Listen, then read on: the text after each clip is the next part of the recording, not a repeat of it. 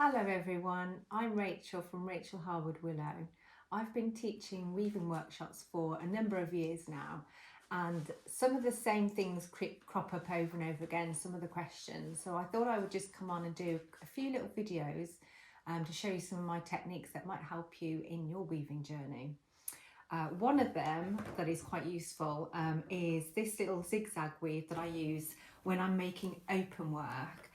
And this helps strengthen up the open structure, and then I use that to weave over the top of. So this isn't the finished product, this would just be like a structure to weave onto. It's very much like threading up your shoes when you get a new pair of shoes. And the zigzag weave actually goes inside and round, a sort of a figure of eight really, rather than just around the outside. So when you squeeze together, this won't move much. This template here is actually an ear that I would use on a hare, but I use this sort of same thing for necks and noses. I've got a neck here of this is a start of a fox, so you can see that I've used the zigzag down here, and that will help solidify these for me so I can weave over. So I'm just going to show you that quick technique. So I've got my piece of willow ready, and I just go from side to side, and the most important thing is to support the sides as you weave around, otherwise you will pull them in. So hold this nice and tight and come round and come back inside the ear, or back into your shape, whatever you're making, over to the other side, and then hold that side as you come round and come back inside. There we go. So I'm doing this as smoothly as I can around the edge, and I'm making sure that that's not disappearing on me. And then back inside and over to the other side, and then around that side and over to that side. And I'll just keep going as much as I need and make whatever I need to make whatever I need. And that then is nice and strong, and it won't move much when I come to do some weaving over the top of it. What you can't see that's going on is how much I'm putting pressure on the outside, because that's easy, it's harder to describe, but that is what I'm doing each time, just putting strength on the outside to support it as I come round.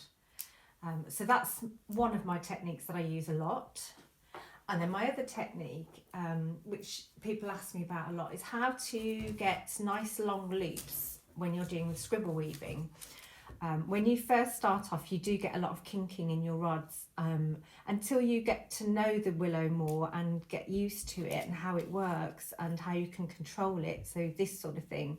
And then eventually you will get more like nice long loops. It is just practice partly, but there is a little trick that you can use, which is making the willow kink where you want it to kink rather than where it wants to kink. And anyone that's works with willow will know that that's what it wants to do all the time. So I'm just going to put on a few pieces onto here and show you how I control it a little bit better. It's not foolproof, it still wants to do its own thing, but it helps. So I will just pop my piece of willow in here and take a hold. And I work with the tip end, so it's like working with a sewing needle, if you like, and all I'm doing is sort of running a stitch over the top of my ball. So I'll pop my willow in and I'll pull my end through, but as I'm pulling my end through, I'm actually kinking back the rod here underneath, and I kink it back. So I'm putting the kink down here rather than it trying to do it up here. And if you pull it back, you keep this as a loop longer and pull it in, and it stays more as a loop. So you can see again, I will get it ready. I will pull it back with my thumb so it's kinking here, and then I will find my gap to thread into and pull through. So it stays in this nice long loop longer, and you'll get less kinking.